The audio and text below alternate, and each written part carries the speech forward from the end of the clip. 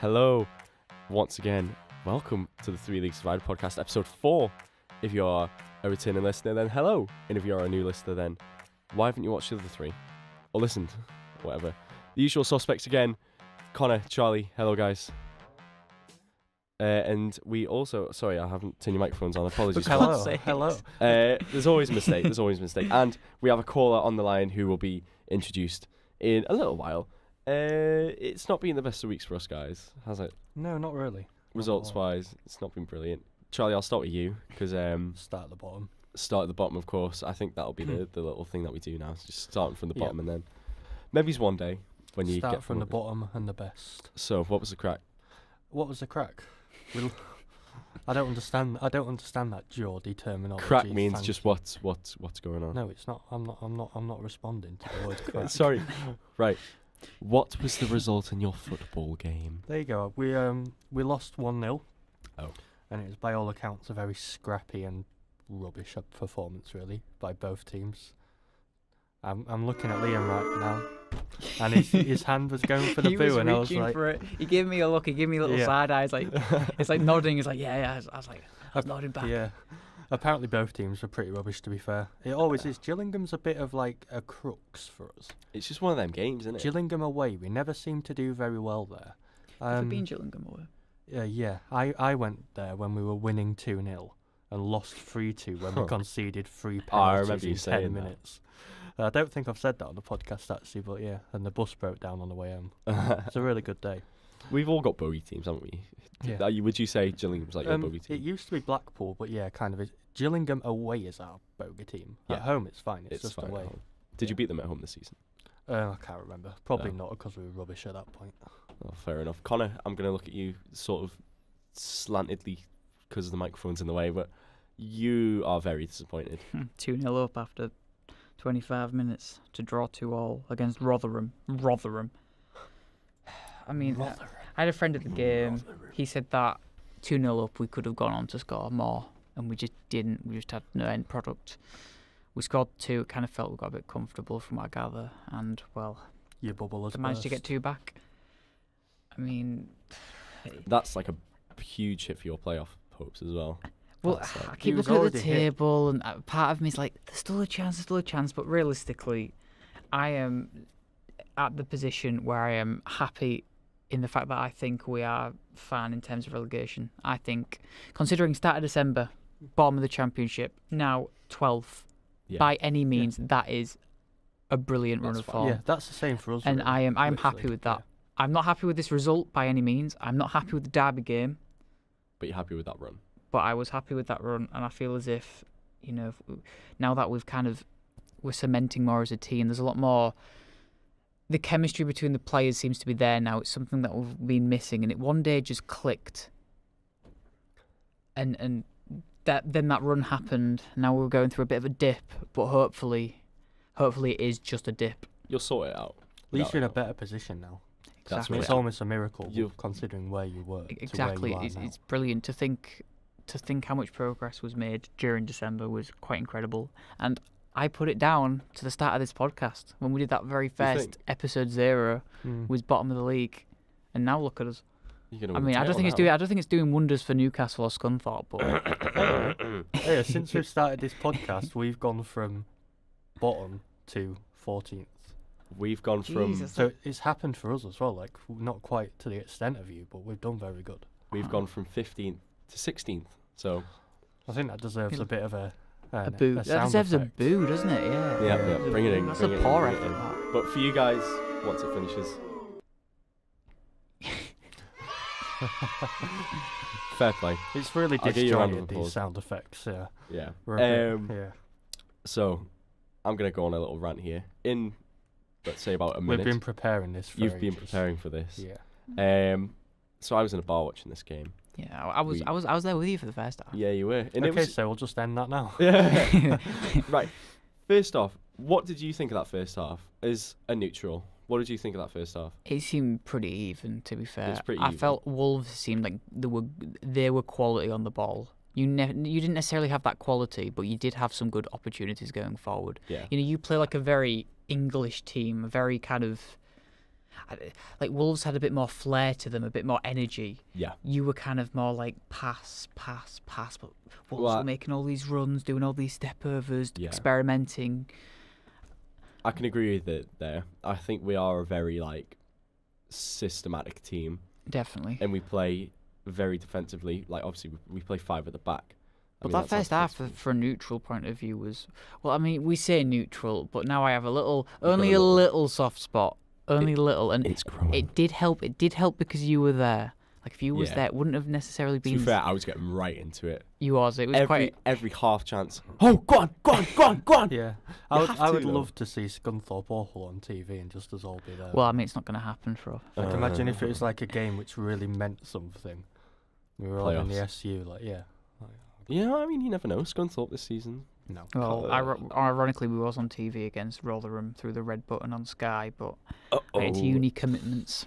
Right, but right. So nicety's over. Let me rant. Right, so can we set a timer? Can we? Give me 5 minutes. Sorry for that. Tom. Give me 5 minutes, right? So, you've been serious. You want 5 minutes? I'll go for as long as I want. Right, so I'm going to turn your guys' mics off as well. This is my moment. Bang, they're off. You can't say anything. You're just looking at each other. Right, but you can still hear us. You can shh. Right, so we go 1-0 up after about 65 minutes. We're playing Sailing. And I think we ended the first half pretty well as well. Like, as much as Connor says it was all them. I mean, he did say it was even, actually. And then it goes into added time. 4 minutes added on. Brilliant. I think 4 minutes, we just sit back. They can have the ball, whatever. We were trying to put it in the corner like as much as possible. And then all of a sudden, in the 95th minute, so past the stoppage time, the ball had been cleared and it should have been called. I don't care if you talk about fucking substitutions. Sorry. I don't care if you talk about substitutions or anything. The game should have been called. And then Willy Bolly gets it crossed into him and he latches his arms over Dubravka and it's a goal and everyone's complaining about Dubravka. You dare? Oh, that's annoying me. Obviously, you can't hear them, but they're going about clicking yeses and nos on the soundboard. I mean, that must be a good sense of pride for you, to be fair. You're doing that for the first time. But, but honestly, are the referees blind? Mellor, lovely cushion. Mellor. Oh my God. The referees are blind. They keep going around. Oh, this is going to be me 5 minutes over, I think. But the referees are blind. And we need VAR as soon as possible. And then, what's the Wolves manager's name? Nuno Santos? He is chatting about how we don't need the VAR. Of course he's going to say that. Because he's going on when it's his decisions that are going for him. Sorry. It's not on. It's really, really not on. And the referees really needed to take a smack then. Honestly. Like, if you guys are watching that game, I mean, I've showed you the replays countless times. I'm going to turn your mics back on. Honestly, the amount of times I've showed you them replays. You were so annoyed what by do you that. think? What do you think about that? You know, do you think I thought it he was a bloody good ref. It's give over, He man. was one of the best refs get out. I have seen. You're out the podcast. Get out. I'm joking. No, it was. It was truly awful. It was shocking. You don't expect that in the Premier And Almiron was fouled before the ball was crossed in as well. It's just people need to open their eyes. Like, VAR needs to happen. Obviously, It is happening. it is happening, but it needs to happen sooner. It should have happened this season when they voted for it, but they were like, oh no, let's vote against VAR. VAR is terrible. It didn't work in the World Cup or anything. At the same time, let's just bring in a winter break. Yeah, let's just bring in a winter break in 2020. Ooh, gonna be brilliant. Going to Asia and playing money tournaments. That's gonna ruin the game. Though. It is gonna ruin the game, especially for lower league clubs. I mean, I feel sorry for like Scunthorpe especially. What are they gonna do? Bless them. Poor old Scunthorpe. Exactly. We can't afford to go to Asia and play in some No, of course money not. cup. Of course. You couldn't even afford to go to Scotland. Like the Premier League, the Premier League looks down on us as it is, with Honestly. all these stupid loan rules. And you look up at the Premier League. Wishing. Yeah, God. I would not want to be there. Would you not? I mean, I want to, but I don't care that I'm not.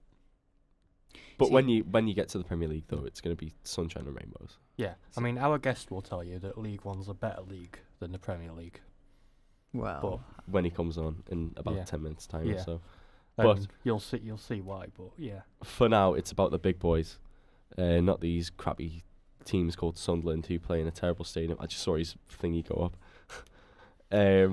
He's obviously raging. So we did play like a mid-season camp in Spain this week because obviously it's FA Cup and we're not in it anymore. We played CSK Moscow like in a little friendly. We went 1-0 up, to be fair. I think we were 1-0 up just before half-time. We ended up drawing that game 1-1, but I'll take some positives out of that because midweek friendlies. A mid-season friendly in Spain against CSK Moscow. Yeah. What even is your world of football? That's like in midweek. If we ever have a friendly game midweek, which is very rare, we would play someone like Bottisford Town. It'd be closed. It'd be closed doors. It'd be. Yeah. But yeah, we played CSK Moscow, drew 1-1. I'm happy with that personally because what was the lineup? Was it a very It was a really good lineup. Was it first team? Yeah. Apart from Kennedy, because I've gone off Kennedy now. I think he's terrible. He's a shell of what he was last season. He was brilliant, especially in that Southampton game. I think that was the game that kept us up, actually. He scored 2 and assisted 1, I think. And I'd pay anything to get that Kennedy back. But we were going to pay 25 million for him at the start of the season, you know. And we just ended up not going for him. Thank God, and we just got him on loan instead. Not worth 25 million. I wouldn't pay 10 million for him now. He's a good player. He's a good player, yeah, but he's just not. He's not £25 million worth of player. Yeah, 25 million is like a star striker. Oh yeah, well it's Miguel Almiron money. Anyway. Sorry, but the Sun, who I'm really annoyed at as well now. So, well, I mean, I was annoyed at the Sun anyways, but they said Miguel Almiron flopped on his first start against Champions League CSK Moscow, who beat Real Madrid 3-0 at the start of the season, because he didn't score an assist in his first 45 minutes of playtime for Newcastle United. That's just the tabloids. They just they pick at anything they can pick. They nitpick. They really does that deserve a boo, Liam? Does that? It does. It does deserve a boo. Are you ready? There we go. Boo the Sun. How dare you? There's a reason Liverpool has outlawed the Sun. Exactly. But yeah, that's sort of it for Newcastle, really. It's been a topsy-turvy week once again. And I just want to say, referees, you should be ashamed of yourself. Especially that referee that was refereeing the Newcastle game. Welcome to our world. Welcome to your world, exactly. I won't be surprised if he was refereeing in Scunthorpe the weekend after. Whilst we're on the topic of referees, and since we've had a lot of discussion over bad referees, can anybody think of a vivid moment where where there was one game and they thought, do you know what, this ref? Yes. Can you recall a moment? Yes, once against Bradford 2 seasons ago. We had a Premier League reffing team, obviously, because they're not good otherwise. And I don't know her name, but there's this female linesman, and she's the best linesman I've ever seen, because she would put up her decision. She'd put up a flag which goes against the ref's decision, because she was close to it and saw it, and that's unheard of in the lower leagues. Yeah. Linesmen don't do that; they follow the ref. But yeah, she was amazing. That's good. I'm just looking at Liam now. We're just looking gormlessly at each other. I'm going to be honest. I just can't think of. I can't. I don't think you remember good referees, because you know what they say, a good referee you won't notice. You won't notice a good because they're doing their job. Yeah. They're doing what they should be doing. Like, you shouldn't notice a good referee. I think the best referee that I can think of, I can't think for any specific moments, but Michael Oliver, he always gets a good reputation. He dabbles between the Premier League and Championship. That Mike Dean guy is apparently... He's just more of a meme, to be honest. He is a joke. Did you see that thing that he did with the penalty, where he went to point to the spot where he just went he did it and threw his hand he was over like to a the spot. superhero pose, wasn't Yeah. And someone he almost had his hands on his hip, didn't he? He was like, yeah. We're doing loads of I was going to say expressions we've all in the just done room. little Superman poses and stuff. We need to get like a camera attached to this studio. We were talking about getting GoPros and It's possible. something like that. I need to talk to I mean, the. maybe camera on you, Liam. I don't think the audience could handle me and Charlie's good looks. Oh God. We'll talk about this after the podcast anyway. Yes, this isn't we a do. podcast. We are going off on a tangent. I think it should be time to introduce our guest. A few minutes early, but Alex, you're on the line. How's it going? I'm alright, how are you? I'm not too bad. Sorry, Charlie is just coughing now because he's laughing at how bad Sunderland are. I'm sorry, that's deeply unprofessional, but Sunderland are just that bad. Yeah. Okay. So, as you've gathered, you are a Sunderland fan, and we just wanted to get you on for your input on how your season's been so far, and we want Charlie to sort of give the same insight as well, being a person from the same league. You know, I'm really excited about this actually, because normally there's no one to talk to who understands the same league that I'm in. He's the our guest Alex is the only person qualified who can talk about all three leagues, having experienced them in the past 3 years. Ooh. Yeah. Well, and League Two soon. Well, Alex, I'll just let you go, and I'll give you a couple of minutes to just explain how you feel about not the Premier League. Sorry, that was a couple of years ago. Okay. Oh, about the League One. Go on, just like what how's do your you think season about been? League One? Because obviously you're new to it, aren't you? Really. To be fair, it's not as bad as people think. There's actually been a lot of good games, a lot of good Sunderland games this season. Like, for example, Scunthorpe will be 3-0. So I'll get that one of the way. He's just flipped the bird. No, but to be fair, this season, right, we started quite well. Won, drew, then beat Scunthorpe, then won again, drew. We didn't lose for quite a while. And then we went another run where I think we won like 10 games in a row in like all competitions. And then we got beat off Portsmouth, who were top league at the time. It's one of your rivals, isn't it? Well, not anymore. They fell off quite a bit, to be fair. Yeah, they're 11 points off the top now, Portsmouth. Yeah. But lately, we can't score more than 2 goals a game, except for on Friday. Like, we went like 10 games, we've only scored 1 goal. Yeah, well, I'm looking at the form now. You know, your last 5 games is draw, win, draw, draw, draw. And a lot of your draws are 1-1 draws, aren't they? It's really weird. I don't know, it's like, in these games, it's either we'll go 1-0 up and we'll sit back, or we'll go 1-0 down straight away and we'll just attack, and then we'll score 1 and that's it. We'll let the game go. I've seen a lot of stuff on Twitter and on social media about Jack Ross, your manager, and a lot of people are saying that he's like tactically very poor, and that he's only really doing well because he's got a lot of money behind him and is at a big club. Well, from my view anyway, I think that's wrong.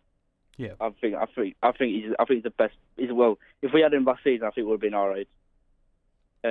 Bold statement.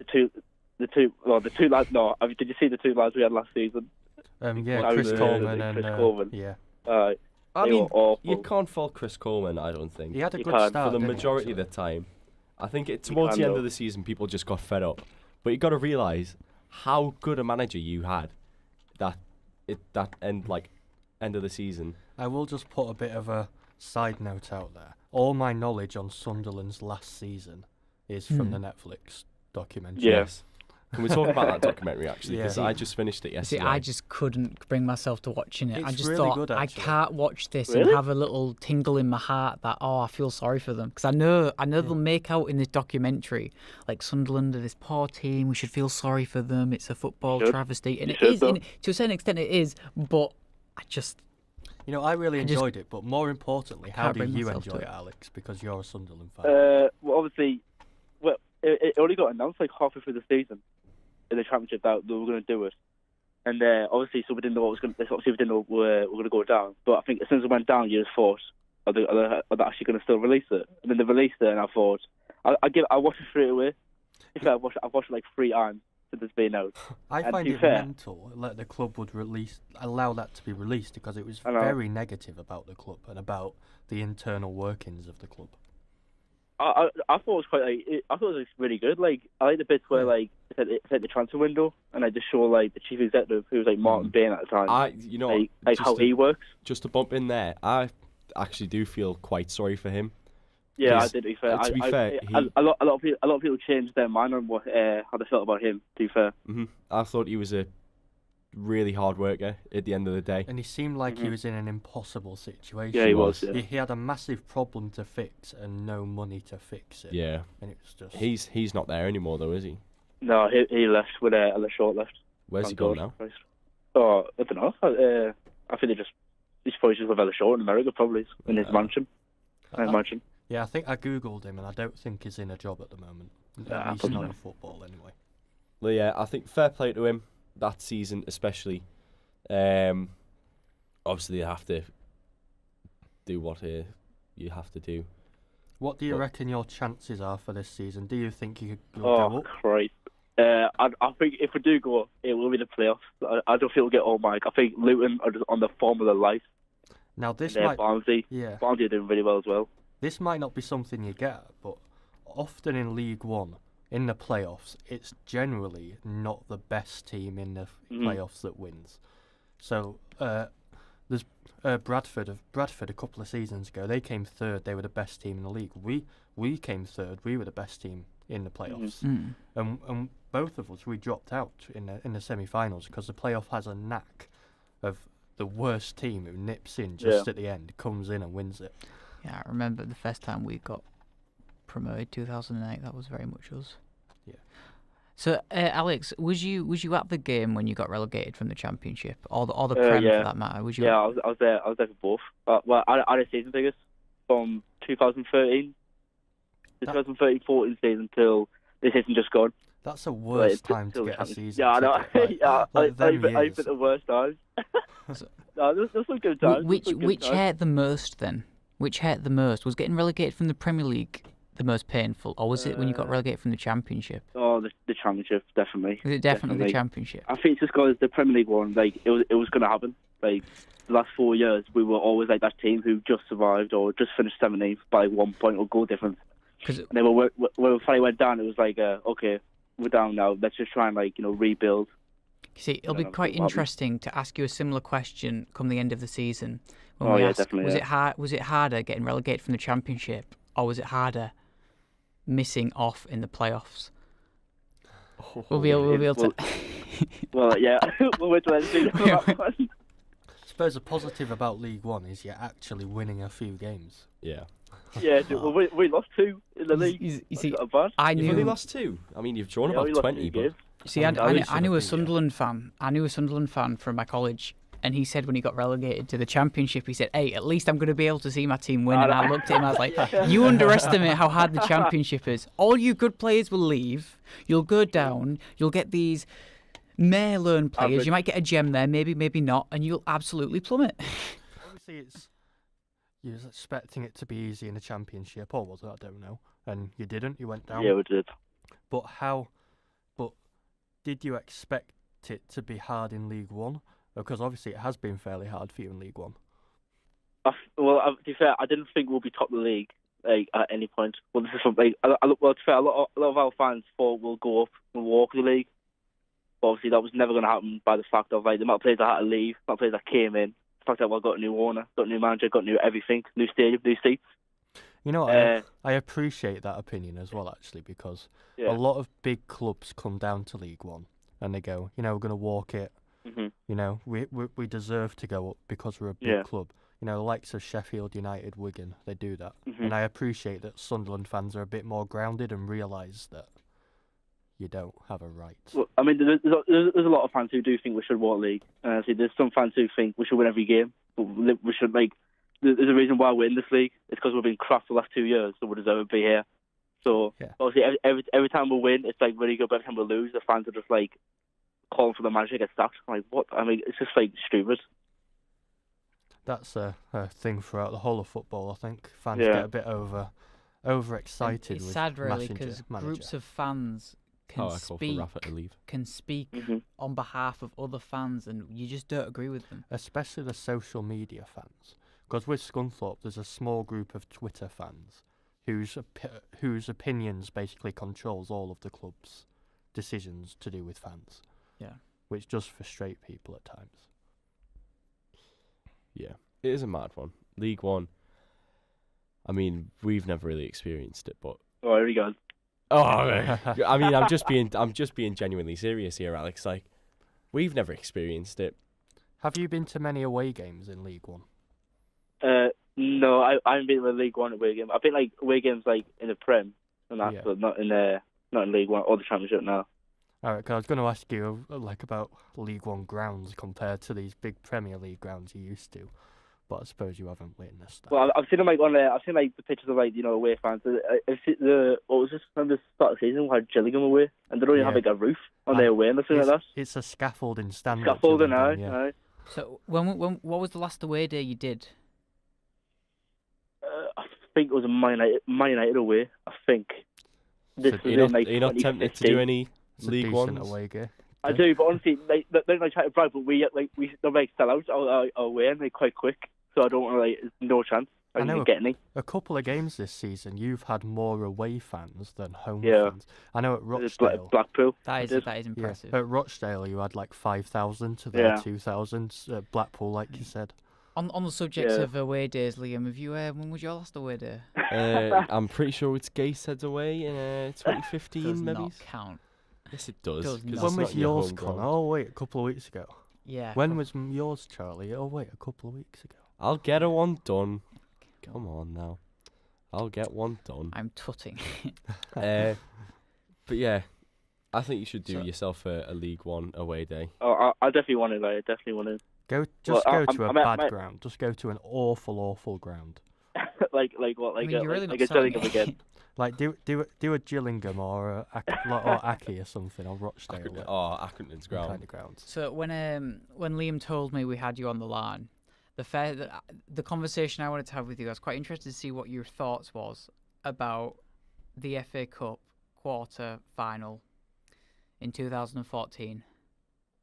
Against Hull. Against Hull. Oh, okay. I'll actually think about this before I came on. Because this was the season where we went to I think it was the Catalan Cup final. It was called then. Yeah, got to the EFL. It was bittersweet because whilst we nipped you to the FA Cup, you still had that Wembley. Trip. You still had that Wembley trip. So we didn't deprive you from a Wembley trip, but we did deprive you from a second one. But I remember that game. I can't remember what the score was, but I remember David Myler scored. 3-0. 3-0? Yeah, it was 3-0. 3-0. It was actually 3-0. 3-0, yeah. Cause, it was live, wasn't it? Yeah, because it was on BBC. BBC were showing it live, but I believe that in the first half we missed a penalty. Well, I'm looking at our team that we'll put out now, and oh my god, it's such I remember a lot of fans were actually really angry at the manager, who was Gus Poyet at the time. Yeah. Saying why have you put a weaker side? Like we could literally get to another Wembley semi-final, or I'm possibly get to a final again. What was your league standing at the time? Like, was you in a place of? I think we're bottom of the league. No surprises. I mean, I can kind of understand then a more reluctant squad for that game, but I remember the FA Cup run quite well because the saviours we brought in, the transfers we brought in January, who meant to be our saviours, could not play in the FA Cup. So the FA Cup was very much, our substitute strikers up front, and so obviously we was not confident about it at all, and we just managed to just keep stumbling through, and I think we got a really lucky draw, and then we came against Sunderland. And a lot of fans were like, "Oh, that's a good draw. That's a good draw." It's a shame we missed out on the two championship. It's a shame we missed out on. I think Sheffield United were League One at the time. It's a shame we missed out on them. And I remember thinking, I'd rather be against anyone but Sunderland. But that was the season where we did the so-called Great Escape as well. I think we were bottom of the league for 7 games to go, and we beat Man United. Man City. That must have been Chelsea. a highlight of us. That must have been. Oh, it was class. One of the best seasons. That was my first season as a season ticket as well. So I got to go Wembley as well. It's quite good. Oh. You see, that was definitely one of my favourite seasons as well. Yeah. But that FA Cup final, that FA Cup semi-final, which you wouldn't have experienced, but having experienced it myself, that was just the icing on the cake. I mean, was you surprised to beat Man United in that penalty shootout to get to your Wembley?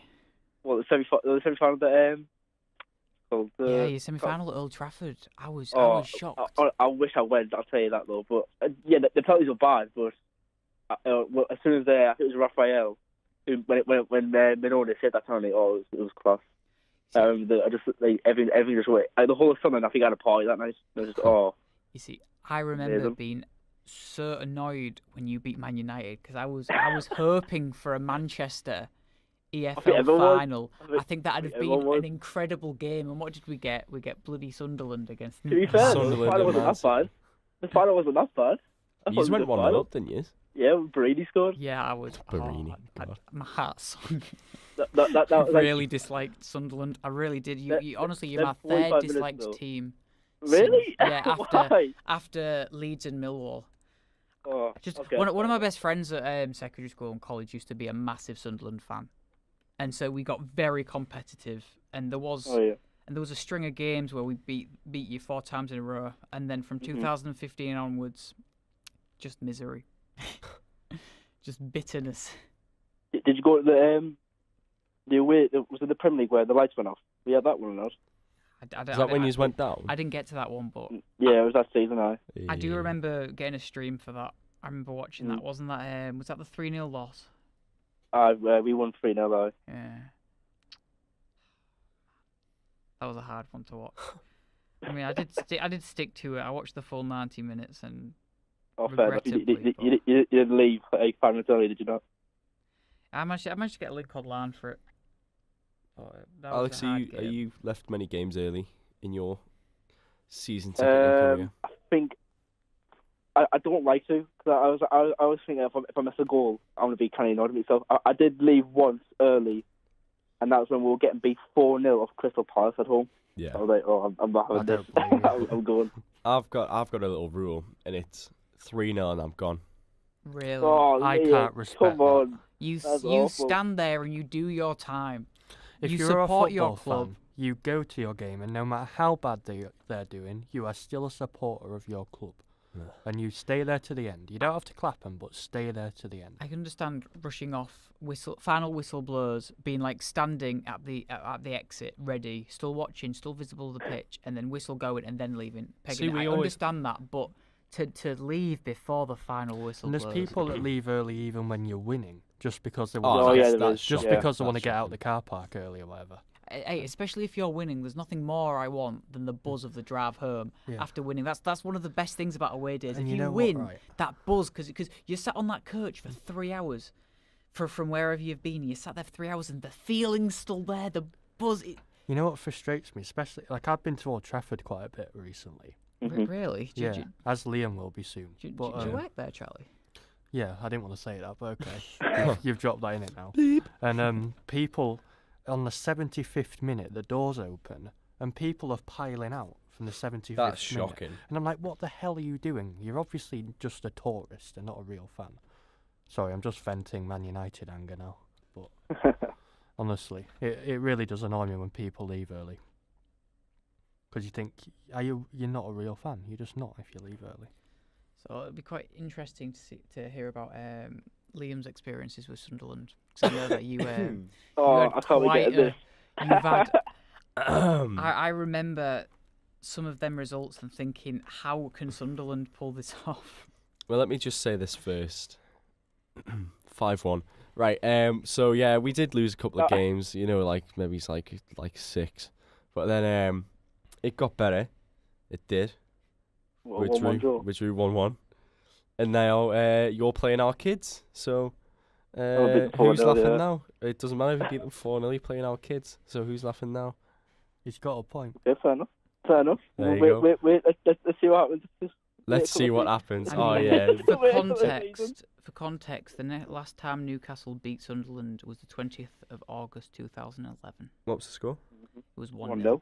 What was the score before that, though? No, Newcastle win? It was a 1-1 It before. 1-1. Oh, and what was the one before that? To be fair, Newcastle 1-1 won again. 5-1. Yeah. There you go, 5-1. I mean, I'm ignore that. I think grasping at it's straws. I think you need to let that go. To be honest, I Yeah. really do. Honestly, they do. Well, you need to let go of the 6 in a row then. No, because that was I think very recent. That's like genuinely 5 your years ago. only achievement, though. 6 wins in a row is Okay. quite impressive. It is. You gripping onto that 5-1 is like your last hope. It's like, we're not that bad. Well, no, You know, because we beat you 5-1 20 years ago. End We're of the not day- bad. end of the day, they're playing our kids now. So I don't care. Yeah, but I don't care if they beat 4-0, 5-0, 3-0. If we beat them 2-1, whatever. you're still playing our kids Liam, because you're in League it's One. It's not as if the 6 in a row was like, oh, we'll beat you like 10 years ago, then they'll beat you again 5 years ago. It was like consecutive. It was like season after season after season. That makes it even better. Give over. It was like in this first like 3 seasons, you couldn't beat us. Aye. That's true. Yep, we were an easy 6 points. Fair enough. I mean, I just You were Really, and that's why we went down.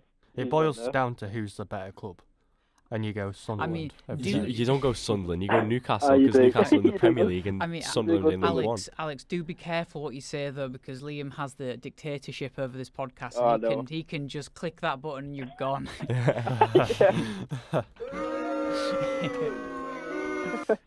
Yeah. Did you hear that? Yeah, I The did. booze. That's for Sunderland. That is.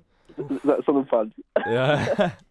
Hey, but I think that we should call it time on this interview. Alex, it's been an absolute pleasure having you. Thank you very much. Thank you. Well, I'll see you next week when you come down.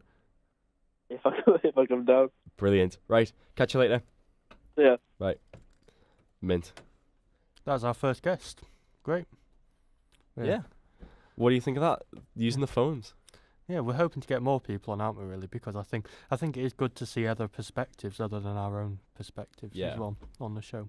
Especially someone who's in League One, Yeah. who's been relegated. So me And and who- Liam can get a bit of a boost out of it. So really, he has a bit of a rivalry with both of us. Really, obviously, it's the same league as me, and Liam's Newcastle. So I thought you'd I thought you'd go a bit harder on him. To be fair. no, because I kind of worked out I kind of like Sunderland. See, it's actually. that Netflix documentary, and I am not Yeah. I am not falling into that No, trap. it's- I refuse to fall into that It's trap. not even even that. Liam said he felt sorry for them. I'm not falling into It's it. not the documentary. Okay, it's partially the documentary. Yeah, see, but, it's but it's the mostly right. documentary. It's mostly they've came into our league and they Like, haven't. all thought- good they haven't- documentaries. They make you come out feeling bad or sorry, they or came making you into our want to league. change, or making you feel more, with They've come into our league. They've come into our league and they haven't thought they have a right to get out. Like they've respected our league, which I appreciate. Well, I think at the end of the season, this is not me being biased or anything. I don't think Sunderland are going No, I to don't. go up. I think they'll finish in the playoffs and then they won't win the playoffs because the bigger club never does. No, they don't. That's why Scunthorpe have never gone up. Yeah. Oops, on, what? no. Scunthorpe, the bigger club. Oh, in the the bigger playoff. club. Ooh. I mean, I don't think that's true. Tempers flaring. there was a look there. Oh, There was a daggered look at me. I To be fair, I just saw them eyes. Christ. Yeah, in our first playoff run, like a couple of years ago, well, first one in a while anyway, one of the other clubs was Fleetwood. So Yeah. we wasn't the smallest club. Okay. That's just me bragging. Fleetwood. Yeah. Where are Fleetwood now? Fleetwood are very low down. Is the that if table that's now. Charlie bragging? Ooh, we're bigger than Fleetwood then. Oh. Fleetwood who have Joey Barton. Yeah, Fleetwood have been doing poor this season. They're in 10th, so not too poor, I suppose. But Yeah, it's not too bad, I guess. yeah. Anyway, that season, a couple of seasons ago, they came fourth, I think, and we came third. Yeah. Because they lost. No, they got to a playoff final actually, then lost. Then we didn't. But Yeah. anyway, Fair play to them. yeah. We're gonna move on now. I was watching the Sir Bobby Robson. Well, sort of talking about documentaries actually. I was watching the documentary about Sir Bobby Robson, and there was a part in it where, because he was Newcastle manager like ages ago, there was a part in it where Pep Guardiola was being interviewed and he goes, "I've never said this to anyone before, but I wrote a letter to Sir Bobby Robson asking if I could join Newcastle United." I was sat in my bed and I went, "What? What?" Because Pep Guardiola was good. He was playing for Barcelona, and he was desperate to play for When was this? 97, 98. Oh, so it's before he became a manager. Yeah, All right. and he was like, "I really want to come to Newcastle United. I want to play with you, Bobby." And Bobby Robson wrote back to me, we went, "No." So Bobby Robson, I love you, but how dare you? But it brings the topic, like of sort of shock transfers or like shocking near transfers that happened. We've got a few on the screen here. Charlie, I'll start off with you because you've got some familiar names for me personally. Yeah, I've got two. I'll start with the one that you'll both be familiar about, or especially you, Liam. Yeah. And that's Yacine Ben Al-Mani. So can you tell me a bit about his time at Newcastle? So Yacine Ben Al-Mani was a 21-year-old who he was really made popular by freestyle videos, and Newcastle snapped him up. Fair play. It's the first time I've ever seen something like that, actually. I think under 23s level, he was okay, but he just had so much hype around him that he managed to get into the first team. And he played in an FA Cup game against Birmingham, I remember correctly. He played against Birmingham in the FA Cup, and he just wasn't good. Like, he was good at skills, and then that was it. But he just had no strength to him. He had nothing. Yeah, so he was he was a shock signing for us because he'd been out of football for a few years, I think, just going back to his freestyle. And we bought him up and we looked at all his videos and stuff, and we're like, oh my god, what have we got? He's good. Like his skill, like some of his skills are amazing. If he could win games just with skills, then I guess it doesn't translate. It's like when Bolt thought he could do it in football. You know, he will always be the fastest player on the pitch, but skills, it's everything else. But he didn't have that technical ability, and I assume, obviously, as Liam said, he doesn't have that strength, that mindset. Thing is, we've seen him a couple of times, and obviously positionally and tactically, he's far from perfect. But he's very much a part of our under-23 setup at the moment. Yeah. And when we've seen highlights from under-23s games, he's getting better and he's developing. And I don't think he's going to go to particularly high places. But I think he could definitely develop himself into a very good player, especially at League One level. Team. Yeah. And it's a project player, really. It's gonna be a few years until he gets there. He's got a place in the F2. Yeah. Is what I'm gonna say. I think he gets Championship at best, which was where he was playing with Newcastle. Yeah. So we've seen him a bit, and I'm gonna go to another player, which is a bit older. And I never saw this guy play, but I've read about him, and my dad's told me about him, and it's hilarious, really. A guy called Alex Calvo Garcia. Mm-hmm. So he got kicked out of the Real Sociedad academy because he was so bad that he got kicked out of their academy, right? And we snapped him up out of nowhere. No one had ever heard of him. As Scunthorpe does. Exactly. And he doesn't. This is 1996 as well, so before the internet and stuff. And before the internet was big anyway. And he didn't understand English. He couldn't speak English. And we brought him over, and because he couldn't speak English, everybody at the club thought he was a centre forward. We played him for several games as a centre forward, and he proved to be so awful as a centre forward that he was dropped. It was only a couple of months later, once he'd learned to speak English properly, that he actually told us he was a defensive midfielder. And we played him, brilliant. And he was really good as a defensive midfielder. And he's hardly the best defensive midfielder ever, but he became a bit of like a club icon. A kind of a bit of an icon, yeah. And he stayed at the club for years and then left the club and retired. And he's written books and stuff about his time at Scunthorpe, and it's just hilarious. When do we get the Alex Calvo Garcia stand then? We probably won't, but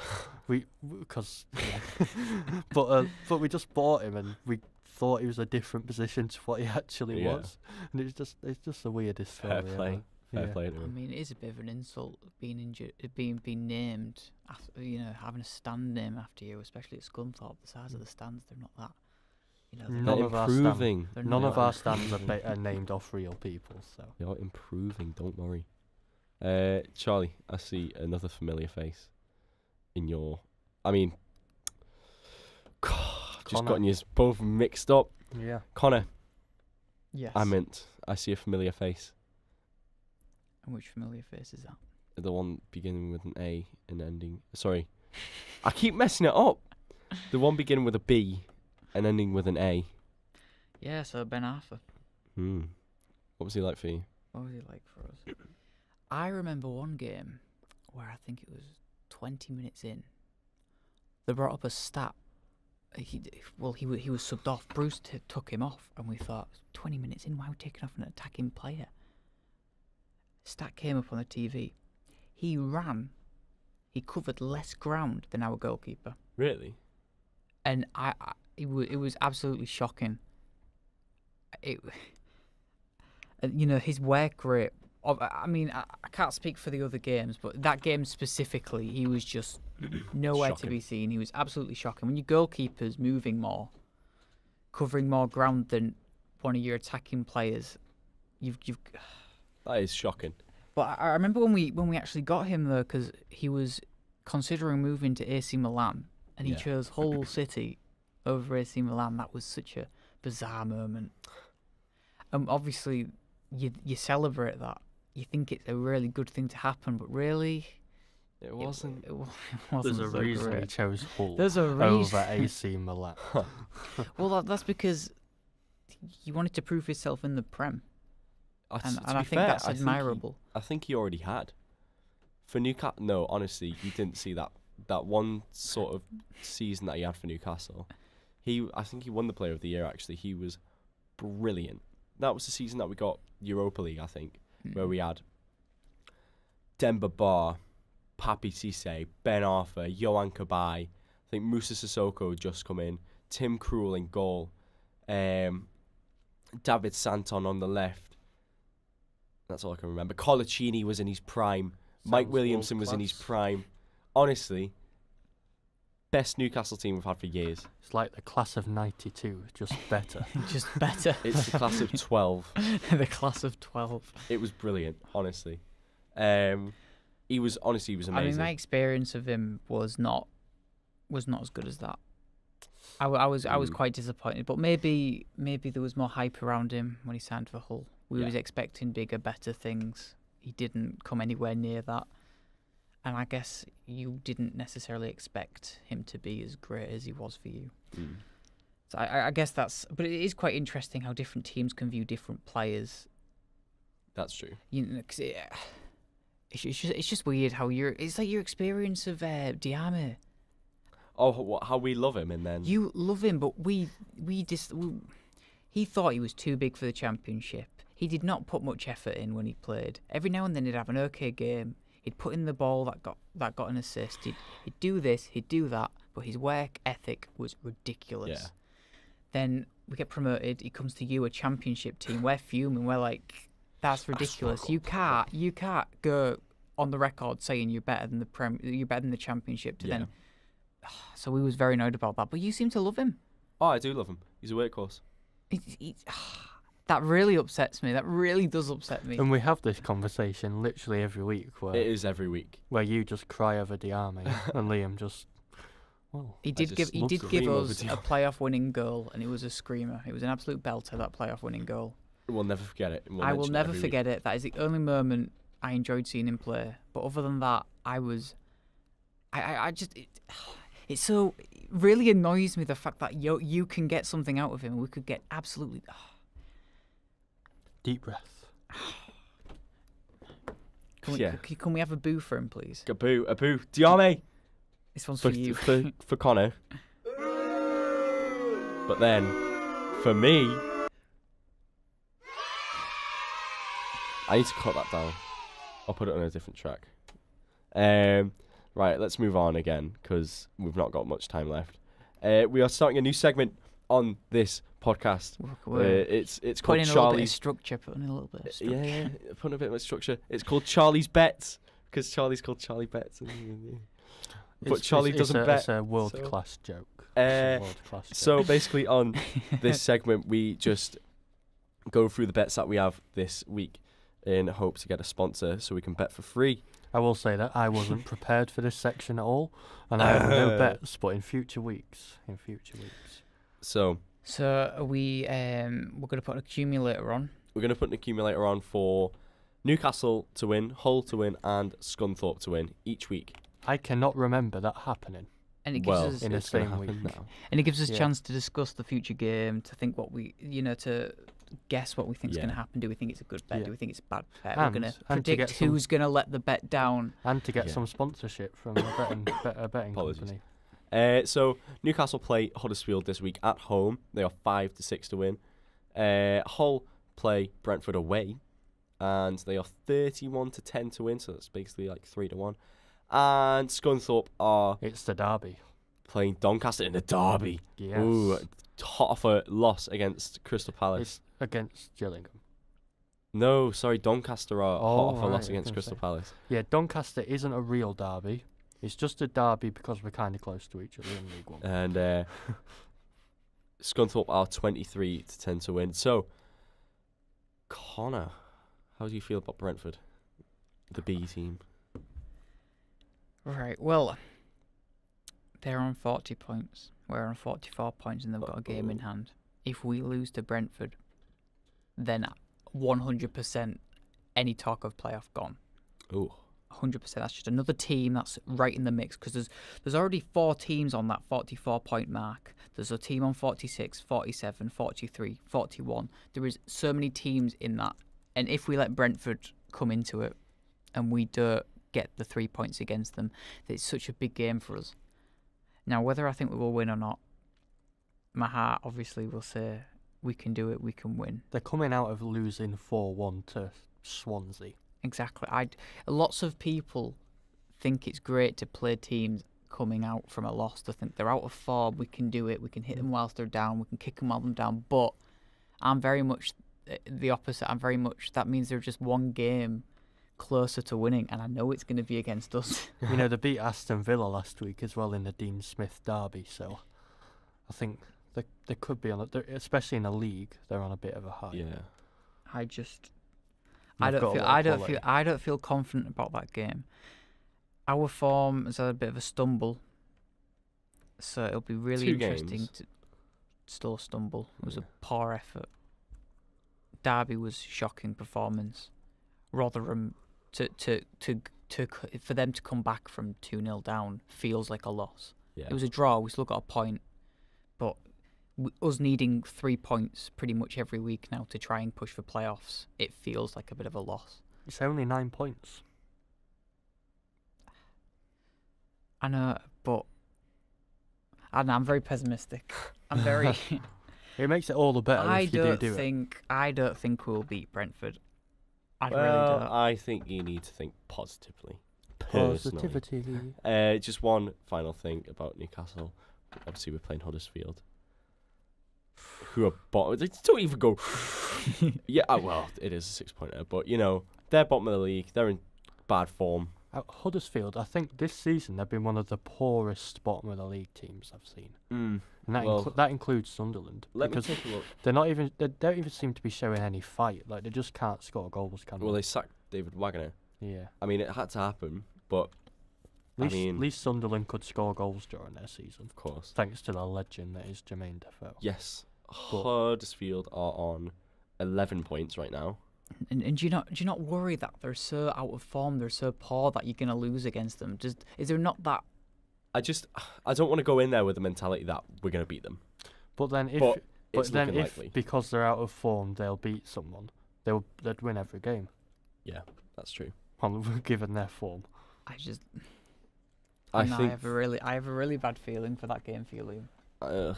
Well, let's hope. I would if I was betting genuine, this accumulator aside, if I was putting on a bet, I would stay very clear of that game. You think? I really would. Well, or in this case, we have to put it on. Or if the odds are quite high for Huddersfield, I might put a £1 punt on it. Fair but enough. I would not touch that game. I worry for you. I mean, I think we'll win. You should. We should win. We're expected to win. But games where you should win are the kind of games where you often don't. And I can very much also see it being a very boring, drawn out 0-0. I hope not. I really hope not. I hope it's a dominant win so we can pick the goal difference back up in just like, I don't know, I just want to be cruising a bit more. From the past 5 games, I predicted that we get 10 points. And we've got 4 points so far. There's 2 games left. So right now we're on course to get 10. And I want to prove people wrong. So this is the game you need to be winning. Yeah. It doesn't matter. Doing it against Man City is great, but this is such a big game. Yeah. I mean, we've helped Liverpool, to be fair. So that sigh, loved it. I think that's all we've really got time for, though. Guys, once again, thank you so much for coming. This was episode 4 of the 3 Leagues Divided podcast. Thank you for listening. Thank you for listening. Thanks for listening, yeah. Yes, and we'll see you next week for episode 5, where we'll talk about absolutely anything. We'll talk about how much money we made on the accumulator. Yes, of course. Right, thank you guys. We'll see you in the next one. See you later.